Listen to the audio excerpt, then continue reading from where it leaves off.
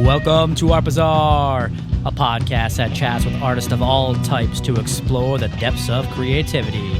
Brought to you by the Alternative Gallery. We'll be releasing new episodes every Wednesday with bonus episodes dropping randomly. If you like what you're hearing, you can support this podcast by going to thealternativegallery.com and clicking on the podcast tab. I'm your host, Brandon Wunder, creative director of the Alternative Gallery, a non-profit arts organization in Allentown, PA, run through the efforts of dedicated volunteers.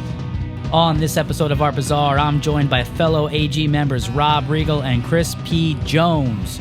We'll be chatting about upcoming events at the AG, various stories in the art world, as well as giving some insight into the break between seasons 1 and 2 of the Art Bazaar podcast. Lots to discuss. It's gonna be a super fun episode, so strap yourselves in.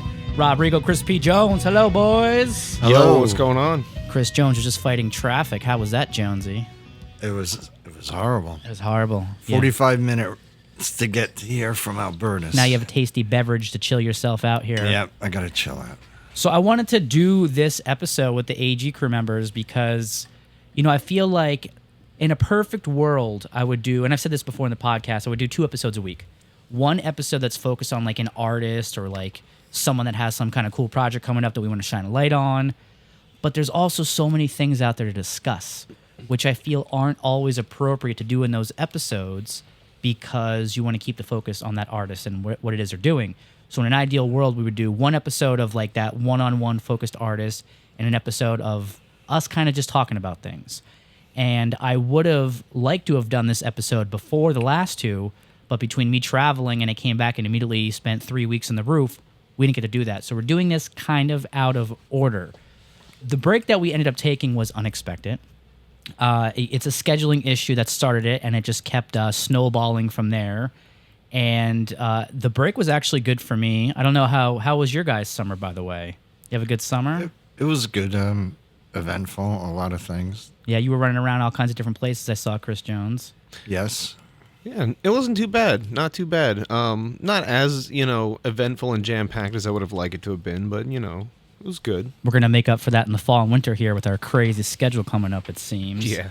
I did a good amount of traveling. Rob and I took a camping trip with some of our buddies, which was a great time. Oh, yeah, it was amazing. I got to go to Mexico, which was this amazing cultural excursion, which I feel really helped ground me because, as someone that's really in pursuit of art and culture and I don't get my fill with where I live, going to these places that does give me that was so satisfying. And it made me realize these places are out there, they're accessible, and I want to get to them as much as I possibly can. And I took my first solo backpacking trip, which was badass. I didn't see a single person for the first 2.5 days. I don't think ever. Ever. I know. It's incredible to disconnect in that way. This time away was like really, really good for me. But now we're back, and we just had a series of shows. What did we just have? We had Peter's show. We had Peter's show. We had Kylie's show. And then this past Saturday we had the show, The music show here, Brother yeah. JT. Brother JT, the Birds. Birds, question and the mark, bees. and bees. Bees with Bees, an exclamation exclamation. points. 2 different bands, and everyone's making the same comment on social media. You guys got to do a full tour together, the Birds and the Bees, and it was really cool. I don't know if you caught this, but the one band member from Bees actually made his own game based on Super Mario World. I saw Alex playing it. I didn't quite understand So it. what he did What he was is doing. this is kind of a popular thing in the modding community where you get like the source code of the video game and you can modify it to make your own game. So he made one with some of the enemies were bees and like the main overworld like had it spelled out like bees and you can play through the levels. And I guess the thing was if you can beat the game, which was sure just a few levels, he would give you a free t-shirt. Yeah. That's 3 fun. levels. Yeah, that's fun. Yeah, and Alex is like a super video game nerd, so he but he couldn't beat it. Yeah, I saw him give up. He couldn't beat it. He walked away. I didn't have a chance to play it, unfortunately. But I told him, I was like, you need to put this on a cartridge. Which is, like, I love that stuff. I absolutely love it. I think it's so creative. I think it's so awesome. I was like, how much time did it take you to put this together? He goes, way too much time. I was like, but that's a good project to kind of sink yourself into like that, right? You made your own game. Who can say that? Yeah, that's worth the time. That's a lot of fun. I'm sure it's a lot of fun. Yeah. Too. And I told him the next step is put it on a cartridge so you can play it in an actual console. And he's like, I don't know, I need to learn that part. I was like, the hard part's done. You already made a game. But shout out to Bees. That was a great set, great band. That's the first time we met those guys. First time we had them here. Yeah. Up from Philly. Bees Philly, I think, is their Instagram handle. And so what do we got coming up, Rob? I know we just had a bunch, but we got a bunch more coming up. What's on the schedule here? So yeah, what we've got upcoming at the AG this weekend, Endless Air Promotions is bringing us a pop punk indie rock show, I would call it. So we've got Lives Lost coming from Hershey, Pennsylvania, Near Tragedy from here in Tamaqua, STFU, they're coming from New Jersey, and Jacqueline's Tear Ducts is joining us from the Scranton area. STFU. What could that possibly mean? I think maybe stand the F up. Is it? It's the obvious one, right, Rob? I'm going to assume so, yes. Or but you know shut. what? Shut the... Who wants Yeah. to say it? I don't know, but I curse on this I'm not podcast. Listen, I curse on this podcast all I'm the not time. dropping- You guys need to step it up. I'm not dropping an F-bomb yet. Boring. Too early. I'll tell you what, I have Say until fudge. Saturday to find Shut out. the fudge up. Yes. So we won't actually say what it stands for because we don't know, but let's just Yeah, assume who it knows? means what we think. Who knows? Yep. And then, so in the November here at the gallery, we've got November 9th, we have another heavy metal show from Endless Era. Pile of Knives is coming from the Poconos. Coppermine from Scranton. Dead Within Days is also going to be there. And then in Divid, one of our reoccurring bands from New Jersey, our friends there are going to be joining us for that show. And then we have another one coming up on November 23rd. That's from Soul Grinder Zine. That's another metal assault with Buried at Dawn, Dissentients, Pol Pot, and local favorites, Nameless Hate. Yeah, I'm looking forward to that show. Yeah, Paul's shows are always fun. But we have another event coming up in November, which hasn't been announced yet. Right. And we're not going to do the invite online quite yet, just because it's pretty far out, but we're going to tell you about it here. It's been a full year, a little longer than a year, actually, since we last did an artist takeover. So on Thursday, November 21st, from 6 to 9 p.m. at the Americus Hotel, we're going to have another artist takeover where artists of all disciplines are encouraged to come and hang out and chat, bring your business cards, bring some friends, anyone that just wants to chill, and be in the room together with other artists. This is something that Kylie and I were discussing last week on the podcast. And it's like, you know what, Kylie, you're right. We need to book another one of these. So I put it in motion as quick as I could, and here we are. And it's going to coincide with also around the halfway point of Peter Italiano's show at the Americus up in the Golden Air Gallery, a little satellite space, right? Over, what was it, 60 pieces he had there? I believe so. Yeah. It was a lot of work. We had to hang that thing. So because it's about the halfway point, Peter is going to do a talk. I know we don't normally schedule those types of things, but since it kind of worked in with this one, we're going to have it. So I don't know what time it's going to be when he's doing the talk, but somewhere in there. So Thursday, November 21st at the Americus Hotel, artist takeover, because artists need to take over the world. And we have another big event coming up actually this month. It is the return of Open World Animation Festival, which has been on hiatus since 2020, which that year we were supposed to hold it at the Emmaus Theater, but ended up having to do a live stream. And last couple of years, just getting back on our feet, we didn't have it. This year it's back, and it's at the Roxy Theater. Yeah, Which is that's awesome. a great venue. That's a step up. Oh yeah, over 100-year-old theater. It wasn't just motion pictures, but it has a stage. They did vaudeville there. I mean, it's really historic. The Tubes, I remember the Tubes played there. I mean, good bands played exterior of the building alone, I would say it has to be in like top 2 or 3 best looking theaters in Lehigh Valley. Like I've known people that have gotten married at the Roxy. Like that's that kind of destination. I got a magnet right there on the back of my door. My friend's getting married at the Roxy. Oh yeah, There's a whole bunch of them there. Yeah, it's a great space. It's a theater I truly went to a lot as a kid. I loved it when I lived in Northampton, when you, me, and Jay were meeting in the basements. Yep. Yeah, right down the street in from Jay's the Roxy. basement there. Yeah, I would just walk down and catch a flick at the Roxy every now and then. That was when it was second run. Now it's first run. So October 24th through the 27th at the Roxy Theater, there are over 120 films from, I think it's 31 countries. That's great. And it's 4 days. Thursday opening night, just 1 block. Friday we have 2 blocks. Saturday and Sunday are the main days, obviously being that it's a weekend. Saturday we kick off the day at 10 a.m. with Saturday morning cartoons. That's and awesome. Being that it's Halloween, we're going to have a Halloween theme to this block, and that'll be a combination of both films playing in competition that were submitted and kind of like retro throwbacks. So we'll have little TV bits, bumpers, and old retro commercials. A lot of fun stuff. That block is appropriate for all ages. We got to make sure there's stuff for the kiddos.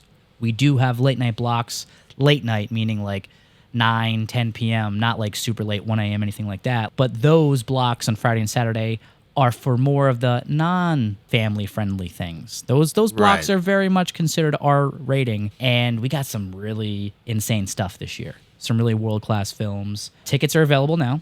You can go to openworldanimation.com, get your tickets. You can check us out on Open World Animation on Instagram or Facebook, and obviously any of the AG socials. And of course, in the show notes for this episode, we'll have a link directly to. It's $5 a block.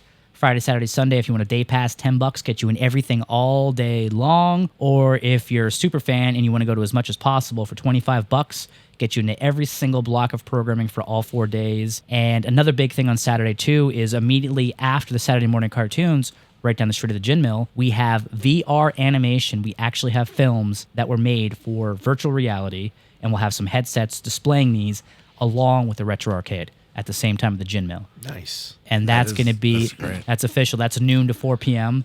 And then we're going to have the next block starts at Roxy. So if you want to catch everything, there'll be just enough time to do so. And even though it's at the Gin Mill, during the day, Gin Mill is a restaurant for all ages. So it's a family event. That's a $5 suggested donation. It's going to be a pretty badass Saturday, I would say. Chock full. You guys going to come hang out at the Animation Fest? I definitely want to get there, but I also especially want to try to make it out for that the VR experience at the gym. VR and beer. That's like fourth dimensional entertainment that's right Saturday. there. Yep. Yeah, the 26th. And I already know what film, because so we have like our main winning film is called the Voyager Award. Yes, named after the spacecrafts, which are the furthest man-made objects from Earth. I'm very inspired by those, so that's why I wanted to name my award after it. Because Open World Animation Festival, the name Open World is borrowed from Open World Gaming, where it's not like level-based, where it's you have this map to explore, you can go anywhere and do anything. And in one regard, I consider video games to kind of be like interactive animation. So I wanted to play off of that, and also I like the idea of open world, like the exploration aspect of it. So I wanted to show kind of like not cutting-edge animation, that term is so overused, but that idea of like boundary-pushing animation, which I think VR is. And the winning VR film, like most people work in that medium, they do like very like sci-fi, spacey, trippy, futuristic kind of things, like the kind of stuff you'd expect to see in that medium. The film that I'm choosing to win, well, me and the judges will decide, of course, but the film that I want to win does not go that route. It is very much, I want to say traditional storytelling, but in a unique way. It's in a way that I haven't seen VR used yet, and it's precisely what I want to see. So we have a category for VR animation as well. It's called the Immersive Award, because the whole idea of putting on the headset is you're immersed in a different world. Yeah, I've never tried virtual reality. It's amazing. It's awesome. Yeah. I'll give you a preview of one of the films, and you can see it for yourself. I mean, there's some really, really cool stuff. So we got that coming up again, October 24th to 27th at the Roxy Theater. Tickets are on sale now. That is the next big event we have coming up. We're trying to get in this pattern of doing like one big thing per month. Like we have our music shows and other little events here and there. So like October, the big event is Animation Festival. November is going to be the Artist Takeover. December, we're having on Thursday, December 12th is the next open house here at the Cigar Factory. We're hoping to make that a big one. Those are always nice. Yeah, we want to give the artists in the building and even artists in the community the chance to come out and make some money before the holiday seasons, because unfortunately we're still seeing artists having to travel for those vending gigs. Like Chris Jones, aside from Art in the Park, where have you vended recently? I'm curious. Well, in Kutztown at the Playback, and well, I'm waiting to hear back from Hoboken, but it's not a easy task to get in there. That's the place I'd like to vend in the spring. Yeah, but that's around not here, exactly, not exactly around here, local. there's not rarely much. Maybe Easton, they always have like the Garlic Festival just was. Yeah, I know, I missed it, unfortunately. I really wanted to go yesterday. I'd like to vend someplace because now I have a pretty good stockpile of prints. All those prints and everything. So I'd like to get out before the holidays so I can get some drinking money. You know, we've been trying to take more group trips and stuff like that. In fact, last year we took that great trip to Asheville, North Carolina. That's right. And that's a shame. Yeah, and Asheville just happening? got, I mean, absolutely devastated by Hurricane Helene only a little over a week ago. And we went specifically to see the Riverside Arts District. That was the main focal point for us. We spent a lot of our time there. And I know we've looked at some photos, and I've shown you guys some photos. I mean, it is, the Riverside Arts District has been completely decimated. It's, I mean, it's gone. I feel like every photo that I took while we were there, and I go through it, I'm like, that's not there anymore. No, that's it's not there level. anymore. It got It's level. not there anymore. I saw that underwater. Like, it's insane. Obviously, by the name of the district, it is immediately next to the river, which rose 25 feet. So some of the main places we went to were Marquee, which was like that. I mean, there were hundreds of artists in there. Foundation Studios, which that was the place that was really attractive to me, because before we went down to Asheville, I reached out with them to see if there were any opportunities for you guys to vend down there, because I felt out of everything I researched and became aware of down there, that was the most similar to what we were trying to do up here with the building and the studios and the gallery space. I loved what they were doing there. And it took them decades to repurpose old industrial buildings and turn it into what it was. And unfortunately, the buildings are beyond saving. I know I'm a preservationist. I said many times, anything can be saved, not when you get decimated by a hurricane like that. I mean, it was horrific. Anything that's still standing is waterlogged by now. And besides the buildings, think of all the artwork, that was destroyed. To me, that's the main thing. I mean, even if insurance pays every penny of everything that was lost, you cannot replace original art. No. Even if you have high quality reproductions, original art is, once it's gone, it's gone. So I just hope they were prepared. No one expected something like that to happen. no, to I've been reading about it, because the first couple days after it happened, I was checking the Facebook pages of several of the places I was aware of down there just to see if there were any updates. And it took them like 3 or 4 days to even be able to get in there to look at it. And when I saw the photos, it was way worse than I expected. So much. I mean, I can't even imagine that happening here. All the time we've put in, the work from artists who are no longer with us, and I mean like who are no longer alive, people that, can't reproduce exactly. works. If that happened here, right. It'd be devastating. Which I think this just reinforces the idea of how we've been so focused on preserving things and making backups and making safer storage environments in case there was a natural disaster. You can't protect it from everything, but you can at least give it a fighting chance. This building is pretty much a fortress, though. Well, we're also on the top of a ridge, so any kind of flooding, we would only get if there were a roof leak, anything below that would get, possibly destroyed or damaged. But just leaking on. You could really only get a few inches of water in our damage. basement, because it would just flow right out because of the bridge that we're on. So in that regard, we're okay, but I can't even imagine what those guys are going through down there. I've had preliminary conversations with friends and some of the people we've met down there about putting together some kind of benefit show for artists in Asheville. And when I say benefit show, I don't mean like we're going to have an exhibition, get some money, and just send it to the artists.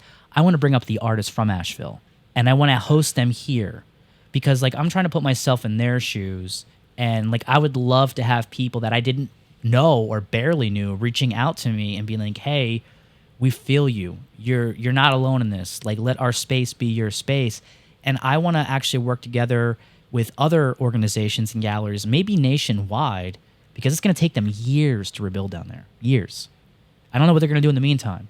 But one of the things we can do is offer our space for them to come up and host events. I don't know when that's going to be. Obviously, we don't have much time left in this year, so I don't think it's going to happen before the end of the year. I mean, they're still cleaning up. I mean, I'm following friends. They're still working to get water to most places. A lot of places don't have electric. There's very DIY operations going on to get just water and basic supplies to apartment complexes. Because I guess most of the roads are bad. They had to fly things in. Yeah.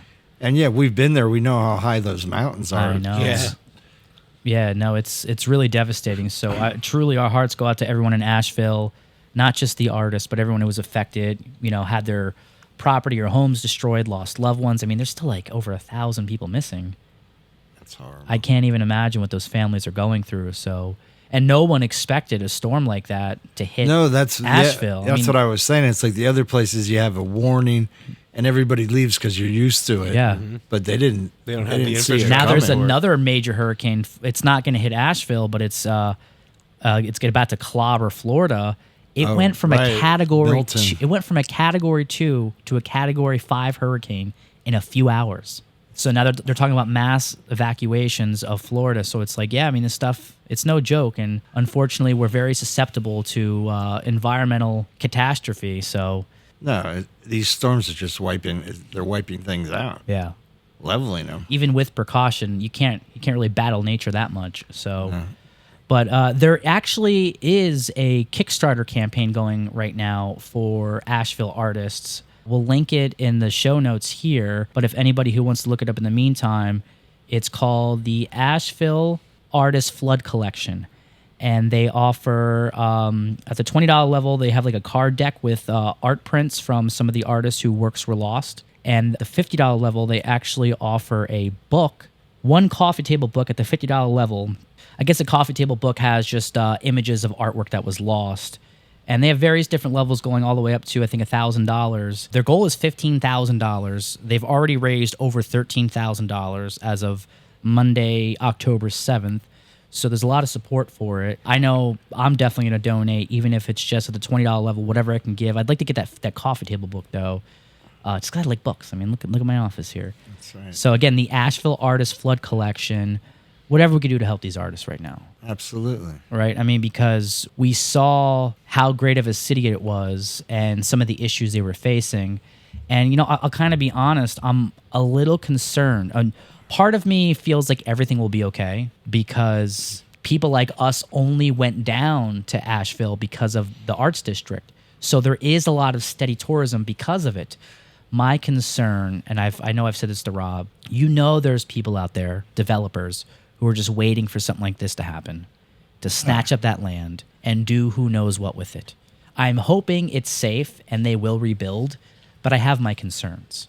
And I hope that I'm extremely just paranoid about those thoughts. I don't know about that. There's always the carpetbaggers that come in. And the world seems to have more carpetbaggers as the years go on, not less. No. We're just running out of carpet. Yeah, running out of carpet. So right. do you think like my concerns are unfounded? Like, what do you feel about that? Do you think that there's threat? That's a total concern. Yeah, I think that's just the way things are now with everything, with the housing and land. It's a commodity. It's a commodity, and then just corporations get more powerful and control everything, and it just the way it is, and it's not what they wanted and what they were working for in Asheville. That's for sure. The thing with Asheville that stood out to me a lot was that the artists sort of got into like the gray areas, like the older buildings that were no longer viable for commercial use, or they were allowed to paint their murals, but they were painting their murals on abandoned spaces, old mills, and like whatever random brick walls that used to belong to a factory. And now all of that stuff has gotten washed away. Like all of those places where it was acceptable for them to sort of go in and start doing their creative thing, that there isn't going to be a hive for that anymore. There's going to be nowhere for little communities of artists down there to stick to. And also the culinary artists and all the restaurants that they had there.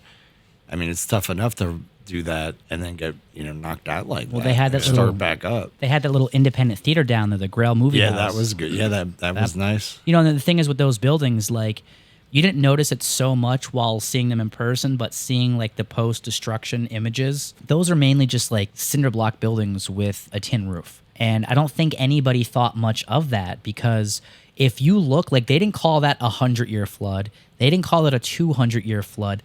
Literally, the way they referred to it was biblical, because even on the scale of 1,000 years, they shouldn't get a flood like that. Totally unpredictable. So no one thought to put measures in place to prevent what happened. So now when you rebuild, first of all, you obviously have to consider it happened once. It can happen again. It might happen again. You got to build much stronger structures. And obviously you got to do something about retaining walls or some kind of like dam, but that's serious money. The whole thing was unprecedented, that something like a town that west. Yeah, it's like 6 hours. And that high. Ocean. Yeah. Because I know my nephews live there, and my sister's always like, oh, they live, they don't live near the coast. They're all right. But look at Asheville. Yeah, Hurricane Helene is definitely going to rewrite how we look at storms and climate change, and hopefully how we protect our creative sectors, because they are a hub of tourism and economy, even though some people don't see them as such. And I don't know. I'm hoping there's other spaces within Asheville and surrounding Asheville that these artists can utilize in the meantime. I don't know what they're going to do. And I can't get a lot of information right now because these people, they still don't have proper cell service or internet. So it's hard to even get communication right now, still a week and a half later. Yeah, like you were saying, it was biblical. They basically almost got wiped off the map. Yeah, it's really terrifying what they went through. Yeah, it's horrible. And I mean, a part of me feels selfishly glad that we went when we did. We can see the place in its prime. I'm concerned what the next step is going to be as far as rebuilding. I'm hoping the right thing is done, but I'm I know concerned. a lot of people that I've talked to that have been there, and I mentioned Asheville, and everyone's like very positive. They're like, oh yeah, that's a cool place. So. Yeah, but remember the artist we met down there? She was talking about how she was trying to find a studio and she couldn't find anything for less than $1,000 a month. I don't think this situation is going to improve that issue. I think if anything, it's, first of all, now there's even less spaces for artists, and it's going to be years. They're not going to just clean that up and in 6 months have another building. No, it'll be at least 10. I don't think it'll be that year. I mean, years. Maybe 5 years from now they'll have a building down there, but that's if everything moves, smoothly.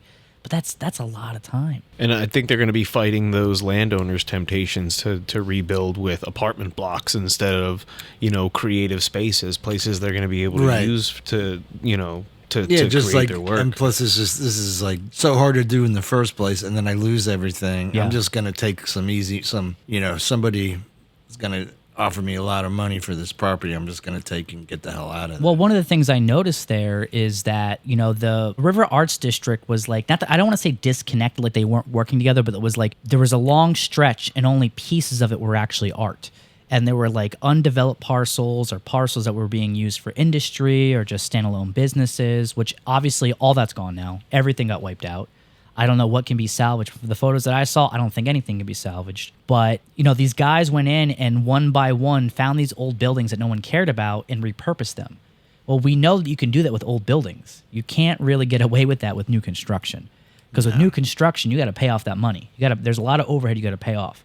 And people are counting on paying that down through whatever leasing or, however they're making money on it. And I'm just hoping the right thing happens here moving forward. But anyone that's in Asheville that might be listening, if you want to work with us in any way, if we can help in any way, let us know. After Animation Fest is done, for me, my schedule really opens up. I'd be happy to go down there and actually help with cleanup efforts, just moving stuff around. I wouldn't mind. Anything we can do. Sure. And I wonder how our little place we stayed at on top of the mountain, how that fared. That place was like it was like a fever dream. That place was so crazy. Yeah, but that's like right on top of the mountain. Maybe it's not there anymore. I don't know. It's it either got wiped off the side of that mountain or it's perfectly fine and whoever owns it is shacked up there right now because their normal place is washed out. The chateau. So, and I think this just reinforces the importance of us taking these trips and seeing things, because you never know what's going to happen. You never know. We tried to do LA this year, but we didn't find the right time to go, and it hasn't happened. I mean, Chris Jones, you and I can just jump on a plane tomorrow if we want to go to Los Angeles, but we don't have an itinerary currently. Yeah, you need, I want to show out there, so I'm trying to work on that. Well, you were talking to a gallery, you told me. Yeah, to the Hive Gallery, but they only needed LA artists, so I was talking to my friend, and I was thinking of having a show just maybe in a bar or some kind of offbeat LA landmark that doesn't have art. Like go to a Bukowski bar. Exactly. Yeah. Like if what was that? Oh, I forget the name of the bar. But yeah, that would be best. If there's any left. I know a lot of them are gone. You should find that dive bar where Lemmy used to hang out and play his poker machine. Yeah, dude. There's that great statue of Lemmy too. Yeah, LA has so many great buildings and venues. Yeah. Obviously, we couldn't do this episode without talking about what happened in Asheville, so we wanted to just give our thoughts and let people know that we really had a great time and we're devastated by what happened there, and we got your back. Whatever way we can help you out, we want to. Not just visual art, but music as well, because it wasn't just visual artists that lost their space. Visual filmmakers, and all the restaurants. That like I said, amazing steakhouse, the barbecue joint went to. Oh, the barbecue place was great. So, and I got a billion photos that I took in Asheville that I never shared. So I think maybe we should collectively do like a dump of our Asheville photos. That's true. I do have some. And just share it, because that stuff is gone now. It's gone. I mean, that Marquee place, that's when I got the call about my dad who had passed away unexpectedly, like as I was going in there. And then oddly enough, the next hurricane that's coming, it's going to, like Sarasota, Florida is right in its path, which is where my dad was. So it's just very odd, these two hurricanes back to back, or just, I don't know, weird connections we make as human beings. Yeah, that's strange. They're personal to you. But we have a lot more to discuss, and I have a fun little sequence that I put together, and I don't know if this is something that's going to be ongoing or this is the only time we're ever going to do it, but I'm just going to get into it. I got some fun music to go with it, too. And now on the Art Bazaar Podcast, we present a new sequence highlighting the complexities of art and human nature. 3 separate tales of tragedy, triumph, and the plain old weird. Join us on this journey of the good, the bad, and the fugly. You guys like that music? That was good. Perfect. All right. So we're going to start with the good, okay? Obviously, as the name implies. So back in 2022, Ireland launched a universal basic income pilot program for artists, giving them a stipend of 325 euros per week, which is $356.89 with current conversions, to be used however artists saw fit. Like, there were no restrictions. It wasn't project-based, which I think is brilliant. That's like where so much funding for artists comes from, only 2 projects. And the program is called Basic Income for the Arts, which has chosen 2,000 artists at random who applied from varying disciplines and runs for a period of 3 years. So it's about 2 years in now. The program was launched largely in response to the pandemic, but also to help offer artists a larger place in the country moving forward. It was like a way for them to get artists money and also figure out what artists need in this kind of changing world. And just to give more context to the program, I'm going to read an excerpt directly from the project's website, which is the Ireland government posted this. The Arts and Culture Task Force, established in September 2020, was tasked by Minister Martin with producing a report to include a set of recommendations on how best the arts and culture sector could adapt and recover from the COVID-19 pandemic.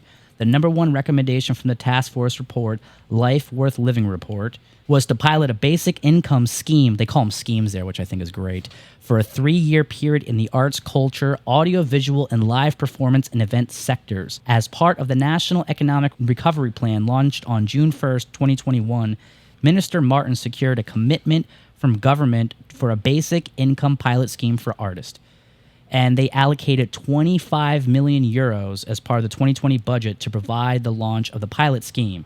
And we'll include a link to all this information. The program is now 2 years in. And because of that, there's been a lot of feedback and data to come in to assess how it's doing. And so far, things are looking extremely positive for artists.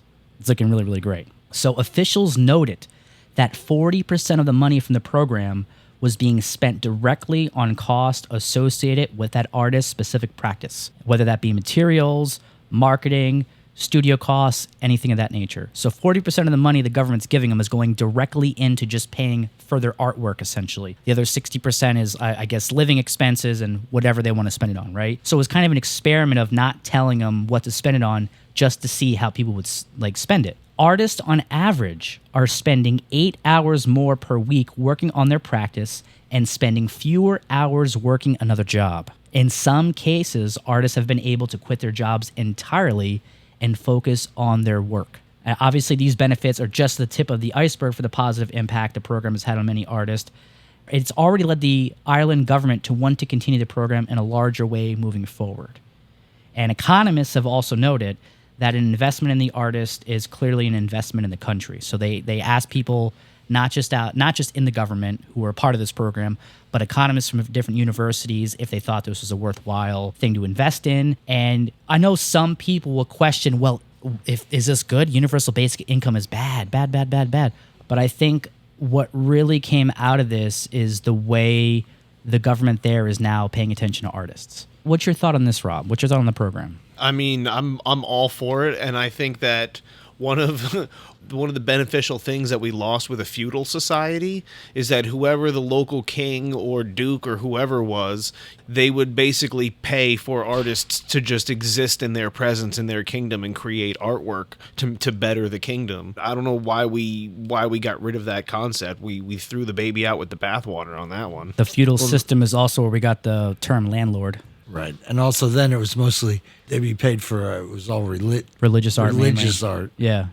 Okay, so if a guy paid you to paint Jesus one day, like one painting of Jesus a week. Oh, I'd be fine with if somebody would let me do any religion. You would hide all kinds of stuff in it, though. Well, sure, you'd have to. Yeah, but so did they. That's true. That's true. Da Vinci. Oh yeah, of course they did. It's a good thing to play with religion because it's very interesting and affects everybody, not even religion or even spiritually wise. How do you think this would, if a similar program were implemented in Allentown or the Lehigh Valley, how would this benefit artists, Chris Jones? They'd be able to concentrate on their art and not have to worry about making ends meet, which is always the thing that, as far as I'm concerned, if I'm not concentrating on my art, I'm just trying to figure out how I'm going to survive. And, obviously with universal basic income, there is that age-old argument of people are going to abuse it. I mean, anything could be abused. And with a program of only 2,000 participants on a limited time scale, it's a lot less open to abuse than a larger program would be. But what if that is your art to be an abuser? But the thing is, like, my counterpoint to those arguments is that how many people are actually going to abuse it? I mean, a tiny, tiny minority, probably less than 1%. So you're going to cut everyone else out of it that would be utilizing it for all the right reasons because you're afraid someone's going to get away with it, right? And I always think that people target the wrong things. Like, okay, for example, the budget for this to pay 2,000 artists, it's 17,000 euros a year. It's only 25 million euros, which is about $27.5 million. I mean, for those 2,000 artists, that's like almost life-changing. Once you don't have to worry about money like that, you can concentrate on your art and then plus start making money off your art. And it's not a big investment. Just for context, $27.5 million to give those 2,000 artists that stipend. The United States government gives $20 billion a year in subsidies to oil companies. Right. It's not like, and it's really not like, like you're saying, a lot of money. Like for the year, it's almost like minimum. You're basically getting minimum wage. And for those that think a little above it. And for those that think, well, the costs of living in Ireland are so much cheaper. I've read various things. The cost of living in Ireland is between 3 and 10% cheaper than the United States. It's very comparable. It's not much. Yeah. So, I mean, that money goes a long way, I think, for those artists. And I think in a city like Dublin, which is the capital of Ireland and also the country's largest city, obviously rent is much more expensive there than in other cities, but it's like pretty much on par with a city like Allentown. Another thing to keep in mind, too, is that money is putting them in a position where they are creating work and building up potential to make more money. They're not just sitting at home making minimum wage from the government. They are creating that new piece of work or working on that next film project or whatever it is that's going to bring them an actual check directly for the work that they're doing. So they're... Yeah. Right. They'll be able to sustain themselves in the meantime until the deal closes on whatever project they're working on. Yeah, and I think you're finding artists who are experimenting more too. Like this one, I was watching a few different news clips about this just to kind of gauge stories.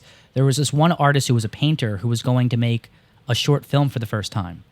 Never done that before. So they're now expanding into other areas or trying new things. And the reason I think this is good is that I like the fact that a government is they don't know what's going to happen. Let's see what happens. Let's try something, right? Because I like to say all the time, the only way to really change something is to change something. And I think artists are so at the heart of so many things that could lead to bigger change, which is why I advocate for things like the Artist Takeover. Yeah, it's a silly name, at its face value, but at the same time, there's some depth to it, right? I think one of the most striking things to me about this is how close artists actually are to being able to make their living off their work. That's what this tells me more than anything else. What do you guys take from that? No, you're exactly. It gives you freedom. It gives you freedom. What I mean is that artists don't need much more money from their work if they just had that little bit more. And I don't think that a universal basic income is really the solution here. I think that if people just paid attention to the arts more, maybe propped up the artist and the arts more, they would bridge those gaps of the divide that artists are worldwide trying to get over. And I think that is a big telling thing here is artists, many of us are so close to actually being able to survive off of our talents. And I think maybe because we like what we do, people don't see it as a real job. but it is a real job. You're They putting always in say real that. work. You're putting in real work. Definitely. Absolutely. Sure. Okay. So I got another one, and then Rob's going to come in for one. Rob's going to do the last one. And now for the bad. The battle of artists versus generative AI art is heating up. It's no longer just artists versus the companies that have created these programs. You now have artists embracing these tools, fighting for them to be recognized as legitimate tools for creative works. And that is the heart of our discussion about the bad. One such example is artist Jason M. Allen, who made headlines back in 2022 after winning first place in the Colorado State Fair's Fine Art competition with his work created using Midjourney. Artists were rightfully upset at the time that an AI-created piece of artwork had won over other pieces in the competition. Jason Allen, the artist, claims to have disclosed that the work was partially created using generative AI, but judges of the competition claimed afterwards of not being aware. I think it was a combination of not having that information, and even if they did, like, we don't know what Midjourney is, here you go. They probably think it's some kind of free Photoshop alternative, right? So during this controversy, Jason Allen did an interview with the New York Times where he said, quote, "Art is dead, dude. It's over. AI won. Humans lost." Okay, before I go any further, Chris Jones, what do you think about that quote? It's ridiculous. Art is just short for artists. It's about people, and it's not about computers or a computer program. What do you think about that quote, Rob? I think it's bullshit, like complete bullshit. I mean, has this person that said this quote like ever tried to like create a piece of art? Like, are they?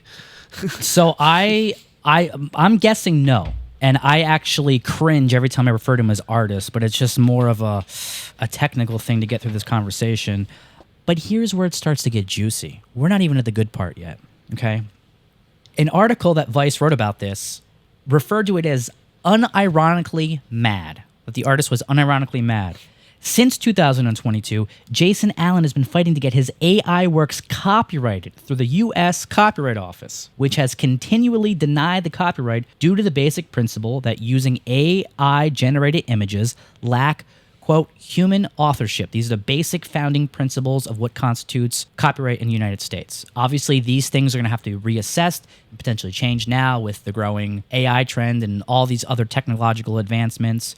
But overall, I think that spirit of it should always remain intact, because like my age-old argument against AI art is that machines never would have thought of art without us. They never would have dreamt about it. You're talking about a technical mathematical program. They would not have come up with art. They would not have come up with Bob's Burgers. They would not have come up with the art in the Sistine Chapel. The way I understand the artificial intelligent art is that it collects other like humans' art and puts it all together, and that's their database. So this is the next point, Chris Jones. I'm glad you brought that up. So Jason responded that Midjourney was only a part of the process to creating his images, claiming he had also used Photoshop to further alter the piece. The U.S. Copyright Office worked to find mutual ground here with the artist by offering to copyright parts of the images. Basically, the parts of the images that he created, they'll copyright. The other parts, they can't. And he was asked to clarify which pieces were from Midjourney and what he created on his own. He refused to specify. He refused to say anything, which tells me more of it is actual just AI spitting it out than, oh, but I did this, I did that. And because of this, his request for copyright was denied. And he is now filing an appeal on the grounds that he spent over 110 hours of what he intentionally refers to as human work, creating 624 different iterations of the piece before deciding on one and then furthering to fine-tune it in Photoshop, right? And he also, and this is where it ties into what you said, and this is what they meant by unironically mad, he also stresses the need for his work to be protected through copyright because unauthorized uses of his work are costing him millions of dollars. Ain't this the pot calling the kettle black? Absolutely. So on the flip side of this, right, there is a group of artists who just, I think in September, just very recently, were granted permission to proceed with a lawsuit against Midjourney for copyright infringement. These are artists who actually, in data leaks, found out that their art specifically was used to train those data sets to spit out this art. And in some cases, exact reproductions of their art were coming out of it. Like if you put in certain keywords, like literally almost unaltered pieces of their work were coming out. So it's not opinion based at this point whether or not these things were trained on stolen copyrighted works. It's been proven, and there's massive lawsuits against us. So we already know that these programs only do what they do because they scrape the internet and they got free art without the copyright holder's permission. Right, and it's tough for a human artist, like for myself. I don't have my stuff copyrighted, and all my stuff's on the internet because that's how I'm trying to get out. And I can just there are indirect ways you can argue copyright, but without having copyright protection, especially now, it's a major issue. Well, like I always say, I'm an artist, not a lawyer. I can't get I love that. involved with. I don't understand this. And you should tell that to anyone that tries to get technical about anything. Doesn't matter if it's law or not. I'm not a. You were telling me that someone's trying to talk about like the business side of things. You're like, look, I'm not a lawyer. Yeah, it was when I had a gallery. They had all these forms to sign and stuff, and I was like, I'd just rather not show you work. I'm an artist, not a lawyer. Which I understand the need for forms, but, come on, man. Be reasonable. You're dealing with artists here. You have two groups here, right? You have the very, very few, like Jason Allen, who thinks he's an artist because he's using these programs. Not saying they can't be interesting, not saying you can't be creative with it, but it's cheating. It's a cheat code. If art were a video game, you're using a cheat code to beat the game, right? Oh, definitely. I have a friend, he sends me some pictures that he's done with AI. He thinks it's great because he can type in, I want this and this, and then he gets a picture. I told him it's just like bullshit. Yeah. But he still thinks it's amazing. I don't know. I just can't relate to that. How you think that's amazing. I think it's just when these stories, they're all horrible. They're all subjective to what we think. Like, this guy takes his work way too serious. Like, he prints it on, like, Hahnemühle, like, German, fiber rag paper, limited edition hand sign. It's like, dude, you are being way too serious about this. I think you're going that extra mile to hide the fact that it's not real art. Put it this way. If that dude or a dude like him came to me to print his art, I'd be like, beat it, dude. I would never show art like that at the AG, right? Would you show something like that, Rob? Absolutely not. No. And what reasons would you not? I'm curious. Well, okay, so from listening to the story and the way that you described the process for his work, it sounds like at best he's doing quality control for this AI that's spitting out artwork after artwork after artwork, and he's like, oh, okay, well, this one looks pretty good, except that hand has 6 fingers. Let me go ahead and just wipe one of those out real quick, and then all of a sudden he contributed to the piece. Like, it's garbage. So let's talk any instance where AI art might be acceptable, right? So I think with what this guy was doing, and to me it's a stretch. I thought about this, and there aren't many things I could really think about like where it's not just a total hack, right? I think the only way you could really truly get away with doing what this guy is doing is if you already have your own style and you got a ton of different work and you feed that to this data set and you're spitting out remixed versions of your own work. That's the only way I can really ponder it working. Because anything else, and even that is kind of like being lazy to me. Or, a bit out of curiosity, oh, I wonder what would happen if you did this. But I can't really see many uses for practical, legitimate artwork. Can you guys see any other instances where it's like, this might work? Okay. Honestly, the only thing that's coming to my mind is some odd, like, contemporary art piece installation type thing where it's literally just some artist like drawing stick figures and feeding it into a computer, and then the computer's spitting out Mona Lisa. I can't imagine any naturally creative artist, like anyone who's ever just sat around bored and like picked up a pen and paper or a paintbrush, has done it compulsively. I can't see anyone ever wanting to use this tool because it's taking the exact thing that artists seek for, like the tactile involvement with the work, the direct hands-on approach, putting so much of yourself into the artwork. Like, the AI tool takes that away. So it's just it's a shortcut for people who don't want to create art. It's a cheat code. Yeah. The only other instance I can think of is parody, where you're using it to parody something, which oddly enough, the South Park guys have done this. They actually bought an AI deepfake company, and they do these deepfakes, comedy videos. It's meant to be parody. It's not supposed to be taken seriously. It's not meant to push the boundaries of the artwork as the medium, as a tool of art. It's kind of making fun of it. I can see that. Somebody had mentioned to me, actually at Peter's, that I should get my art, have it animated, that it could be done through AI. So I don't know about that. But Rob, remember that one? Wasn't that in Miami? Remember that one? where I think it was someone came up to Jay while Jay's doing a piece and like, oh, your work should be an NFT. Like literally as Jay is making art on a wall, they're saying, hey, you should make that an NFT. The gap in between those two people it might as well be a multiverse. I think there's another like big picture that like hasn't been mentioned in this story yet when it's coming to AI. Like AI should not be used to create artwork. AI should be used to learn how to bake bread or to learn how to like find fraud or, like do things that artists are forced to do when they're not creating artwork. Like, it should not be used for creative means. It should be used for the menial tasks that humanity has grown beyond so that humanity can create artwork. Or medical to try to... Yeah. Yes. Something like that. Medical and scientific breakthrough. Right. Yes. Yeah. Between that shit. and all the robots trying to take over jobs, it's like... Which is why, do good. you see how I pair the UBI, the Universal Basic Income, in this story back to back? Because it's like...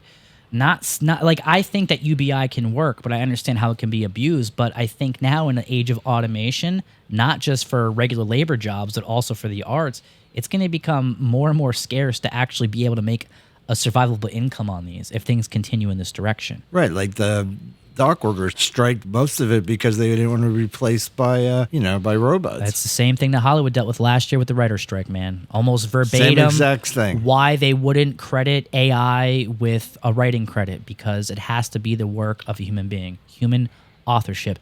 Now, there are certain artistic tools that utilize AI that I'm not against.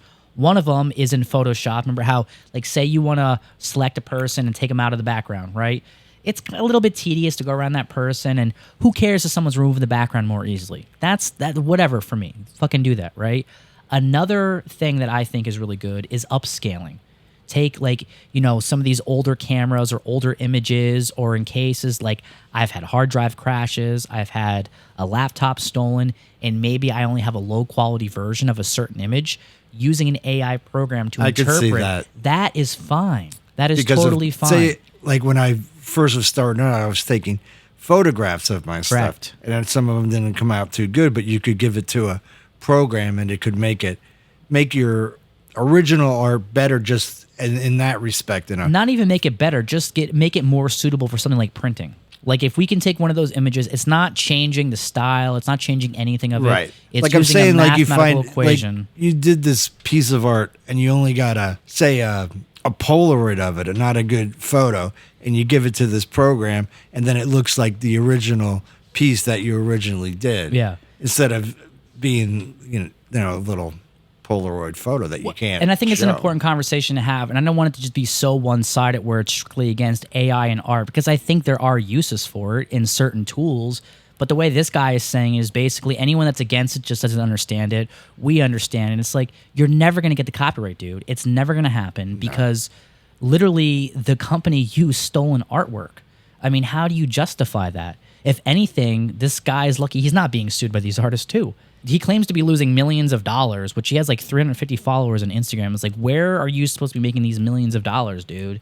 And again, like losing money because other people are stealing his artwork. It's just like chef's kiss. He's just man. an opportunist trying to make some money off of bullshit. I mean, I'll read you his website real quick if you're curious what he said here. He said, at Art Incarnate, we have begun the fight to secure legal ownership rights for artists who do understand this technology. AI has the potential to revolutionize and revitalize art.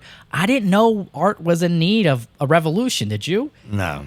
Is art oppressing people so badly that we need to rise up against it? Like, these people that constantly like want to see an unnecessary change, like not paying attention to what things are. Like, first of all, this guy is saying that how many artists out there are actually making groundbreaking work, but nobody knows about it. Nobody knows about those artists, right? Instead of revolutionizing artists, how about you just revolutionize the way people support artists? And then you'll get exactly what you're asking for without this bullshit tool that makes making art easier for you and takes away from those that are doing it for real. He's exploiting it and trying to make it seem It almost that has it's like normal. the website almost has like a cultish tone about it.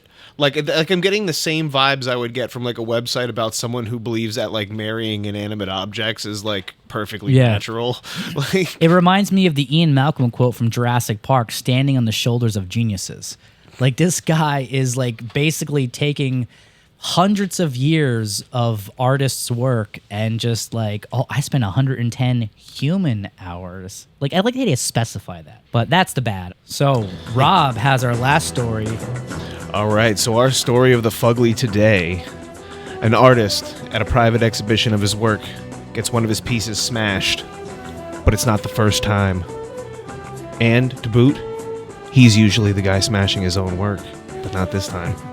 So, the strange tale I have before you today. So a man smashed a sculpture by Chinese artist Ai Weiwei. She's an artist and activist, and it was during a private opening event at a gallery in Italy. It was a large blue and white porcelain cube. It was part of an exhibition called Who Am I? And it was inaugurated on the night that this event took place. The unique piece took over a year to make using traditional porcelain kiln that was used in ancient Chinese methods. So very in-depth piece. A long process. Very long process indeed, yeah. Now, the camera footage from the gallery from the night shows a man hanging around the work and just sort of floating around the room before moving suddenly behind it and pushing it to the ground. And then he grabbed the chunk of it up off the floor and held it up in the air like a trophy before security came in and wrestled this guy to the ground. Still unclear how he got into the actual building for the event, since it was an invitation-only private showing of the work. And then for the public opening, the piece had to be replaced by a life-size poster print of the original work with a label explaining like what had happened and why the piece isn't there on the pedestal anymore. And then the artist said that he wasn't inclined to attempt replacement, as the artwork had been incredibly difficult to create, and that these sorts of incidents are part of the reality of a divided society. So let me get this straight. The artist is known of smashing his own works. Yeah, but it wasn't him in this case. Right. So the artist himself, he's known around the globe for making creative statements by destroying his artwork. One of his most famous ones from 1995 was titled Dropping a Han Dynasty Urn. And basically it is the act of viewing him as he drops a 2,000-year-old ceremonial vase onto the floor, allowing it to smash at his feet. And it's supposed to be a commentary on China's deliberate erasure of cultural heritage. So, like, that's this guy's vibe. Like, this is what he does. Puts a lot of work into something and then destroys it. That's his art. Yeah. Yeah. Sounds so, like a publicity stunt. Yeah, and he tries a lot to... He says it's a statement against violence and injustice perpetrated by people in power. Now, to make it even weirder, this isn't the first time that someone has stolen his thunder by smashing a piece of his artwork. A similar act of what they call protest vandalism happened at the Miami New Art Museum here in the U.S., and it was a U.S. artist originally from Italy. His name was Maximo Caminero, who took one of this guy's pieces and smashed it. And you'll love his reasoning behind this. Smashed it because of the museum's lack of support for local artists. So Maximo Caminero, you said his name was, right? Yes. It almost like sounds like Max Communism to me. Like Max Power's evil twin. So, but that Caminero guy in Miami, he was charged with criminal mischief and he was fined $10,000. Look, I understand how frustrating it can be for a place not to support local artists. We've dealt with that a lot here in the Valley. But you don't go and smash or destroy someone's art because of it. No. I have so much art and stuff, I can't take it to destroy it or get rid of it because it's somebody's art. I'm wondering if it was an inside job with the artist knowingly involved in having these works smashed. So apparently this guy had approached the artist 2 days before the exhibition, demanding that he read an around 20 pages of handwritten notes that this guy wrote on the artist. The artist wrote a book called 1,000 Years of Joys and Sorrows, and demanded that he read this 20-page handwritten, response to his book. And apparently Ai Weiwei, the artist, just basically was like, I don't speak Italian, you'll have better luck with an interpreter, and then handed off this 20 pages of notes to like the gallery owner and just went about his business. I mean, that seems like a very normal, sane reaction, I would say, especially if it's in a different language. Another thought I had is he's saying he worked a year on these pieces. He's saying that was a dynasty urn. The whole thing could be a scam. Oh, you think that the whole thing was a grift? The whole thing could be a... Like that there wasn't really a fine porcelain process. Exactly. It's possible. You never know. I mean, I don't want to judge him one way or another as an artist because he's trying to get out social commentaries, so he's doing whatever he can to get a platform. And especially, you said he's a Chinese artist? Yeah. Yeah, China is incredibly. They're not very free with information. Let's put it that way. So Yeah, I don't even know what their art would look like. I don't know if it's like when the Soviet Union, you had to have government. You know, they did. It was all government art. Like they decided what the artist does. I don't know how it works in China. Well, every Yeah. day there's a website. I forget where it was, but the last production assistant job I took in New York City, we had already started the Alternative Gallery, and I went back to New York for this one last job. It was actually a Chinese production in New York City. Part of the cast was from mainland China, and the majority were from Hong Kong. And they were telling me about how every day the Chinese government, they had this website that would publish what they wanted the media to talk about and focus on, and strictly what you weren't allowed to talk about. And they showed me the website. You can look it up. I forget what it was, but if you just spend a few minutes on Google, it'll come up. And every Right. day they publish what to speak about. That's and what not to that's speak my about. thought. Like, if you're an artist, you come up with something that this government is like, no, They're that going to is come not- visit. They're going to come visit you. I'm sure. That is not yeah. allowed. I mean, I don't live in China. I can't speak firsthand, but from the accounts I have heard, if you're getting too critical of the government or something they don't want you speaking about, they will show up. In your research, has this guy had any issues with the government there in China? Yeah. That's, So he actually spent a little bit of time in jail previously for I don't have the name of the piece written down, but yeah, he basically created a piece, attempted to show it in mainland China, and it wound him up in jail. Yeah, my So, point exactly. Yeah, and what was? Do you know what the piece was? I don't know, not off the top of my head. A but tale I mean, for another time, Chris Jones. Yeah, there are But tons. it must have pissed somebody off. There are like tons of videos of this guy speaking and like documentary pieces on him. He's all over the place on the internet, so it wouldn't be Interesting. hard to find. Yeah. So this is a good one for Fugly because it's not really good. It's not really bad. It's a mixed bag because I kind of agree with what he's doing, but some of the ways are odd, but I understand at the same time. So I think it's a good one for the Fugly category. Yeah. Oh, definitely. So are there any happenings after these situations? Like what's the current status with this guy?